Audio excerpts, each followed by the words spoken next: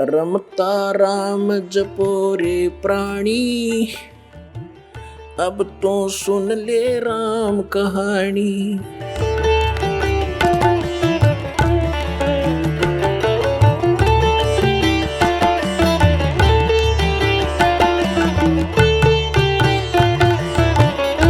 तो पुण्यात्मा,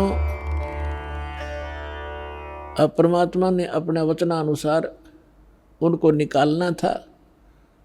यदि वो ब्राह्मण बने रहते, उनमें अभिमान की कमी नहीं थी, और जहाँ अभिमान है वहाँ भगवान मिल नहीं सकता उन व्यक्ति को। आज से 600 वर्ष पहले ब्राह्मण वर्ग एक बहुत ही उच्च कोटि के माने जाते थे। इनको हमारे क्षेत्र में दादा नाम से पुकारा जाता था, चाहे छोटा सा बालक हो, और बहुत बड़ी महिमा थी इनकी।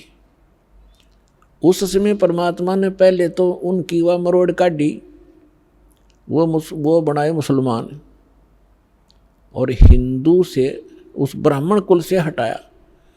अब वो बेशक मुसलमान बने हुए थे, लेकिन वो तो एक सिंपल मैन से गुजारा करते थे, अपना जैसे भी नमाज नमूजू न बता दी वह कर रहे थे, लेकिन अंतःकरण उनका टूटा हुआ था। उनके अंदर कोई अभिमान नहीं था। तो परमात्मा ज्येष्ठ सुदी पूर्णमासी संवत 1455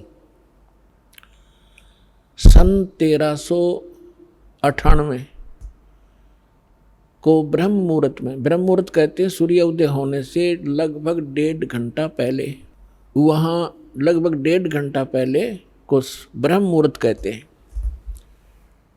यहाँ थोड़ा सा प्रसंग और सुनाना अनिवार्य है कि एक रामानंद नाम के स्वामी रामानंद जी एक ब्राह्मण थे।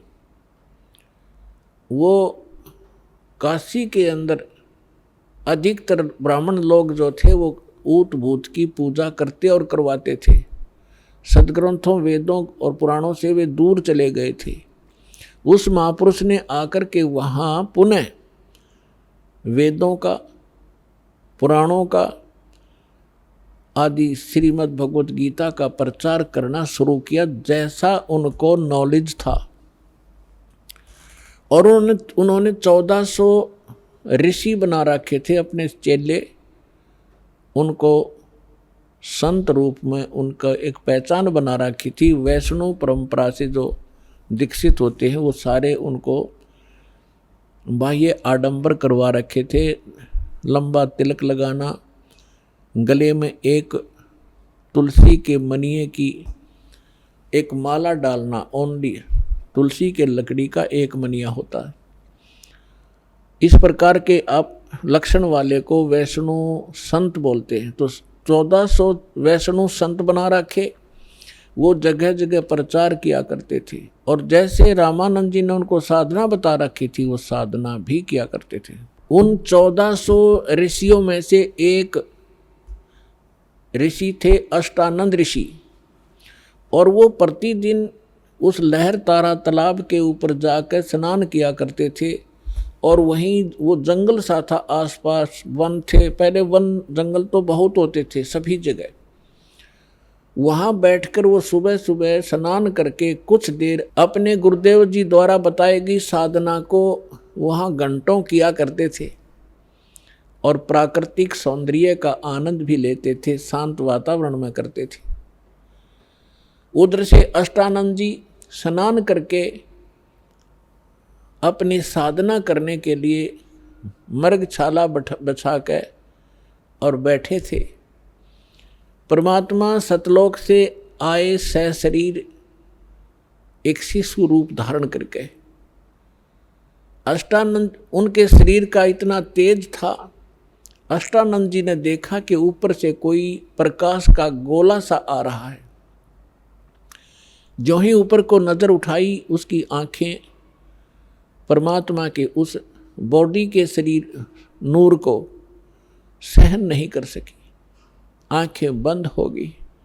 जैसे हम सूर्य की ओर कभी देख लेते हैं गलती से, तो सूर्य के प्रकाश को हमारी चरम दृष्टि सहन नहीं कर पाती, हम आंखें बंद कर लेते हैं।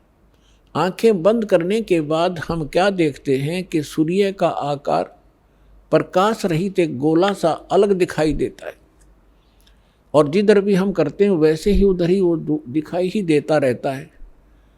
इसी प्रकार जब उस अष्टानंद जी की आंखें बंद हुई, उसने क्या देखा, एक शिशु, नवजात शिशु दिखाई दिया। प्रकाश रहित बॉडी, शरीर था उस बॉडी का, और पहले वही बॉडी, क्योंकि उस सहज प्रकाश युक्त तो था ही, जैसे सूर्य प्रकाश युक्त तो उस समय भी था, लेकिन उसके बाद केवल उसका प्रतिबिंब ही दिख रहा था। कुछ देर के बाद उसने आंखें खोली और बंद करी, फिर देखा कि वो प्रकाश उस लहर तारा तालाब के दूसरे कोने में जाकर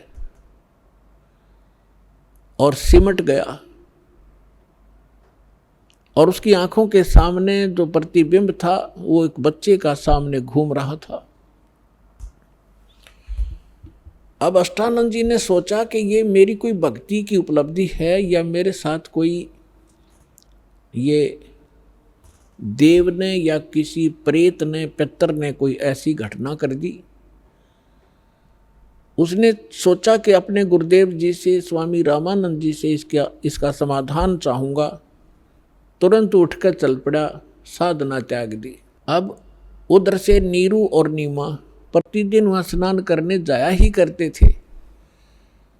अपनात्मा परमात्मा उस नीरू नीमा को संतान दे सकते थे, इतनी दे देते कि हाथ जुड़वा देते, बस करवा देते उनकी। लेकिन कहते हैं ना, समाज के विचार और भगत और जगत के विचारों में बहुत अंतर हो जाता है। इसी कारण से जगत और भगत का विरोध रहा है। जगत जो परंपराएं निभा रहा है वो भगत उनको निभाकर आगे बढ़ नहीं सकता। भगत के विचार शास्त्र अनुकूल होते हैं, जगत के विचार अपनी परंपराओं पर आधारित ही रहते हैं।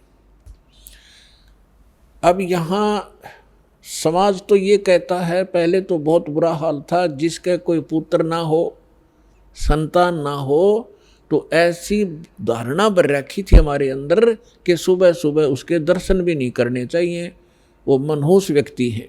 ये तो हैं जगत के विचार। और हमारे सूक्ष्म वेद में परमात्मा का दिया ज्ञान वो क्या कहता है कि जिनके संतान नहीं है वो बहुत ही खुशकिस्मत वाले व्यक्ति हैं। अब यहाँ बात बिगड़ती है कि ये क्या मतलब होया भाई, जिसका संतान नहीं है वो गणे अच्छी किस्मत वाले हैं, और जिनका संतान है वह माड़ी किस्मत वाले हैं। ये 100% सत्य है, लेकिन जो भक्ति नहीं करते वो चाहे संतान वाले हों और चाहे बिना संतान वाले हों, दोनों ही कर्महीन हैं। और जो शास्त्र अनुकूल भक्ति त्याग कर मनमाना आचरण भक्ति भी कर रहे हैं तो भी यूजलेस है, वो भी कर्महीन है।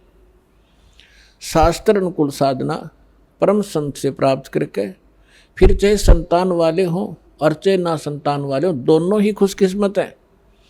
अपने आत्मा इस अध्यात्म ज्ञान को अच्छी तरह समझना। अब संतान वाले, बिना संतान वाले क्यों खुशकिस्मत हैं?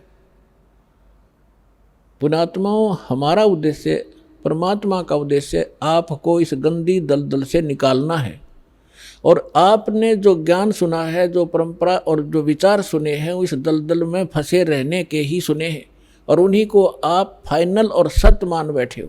आप सुन रहे थे जगत गुरु तत्वदर्शी संत रामपाल जी महाराज जी के मंगल प्रवचन। अधिक जानकारी के लिए विजिट कीजिए हमारी वेबसाइट www.jagatgururampalji.org। संत रामपाल जी महाराज जी के शुभ आशीर्वाद से पूरे विश्व भर में 500 से भी ज्यादा नाम दीक्षा केंद्र हैं, जिन पर संत रामपाल जी महाराज जी द्वारा ऑनलाइन निशुल्क नाम दीक्षा दी जा रही है। अपने नजदीकी नाम दीक्षा केंद्र का पता करने के लिए संपर्क करें 8222880541।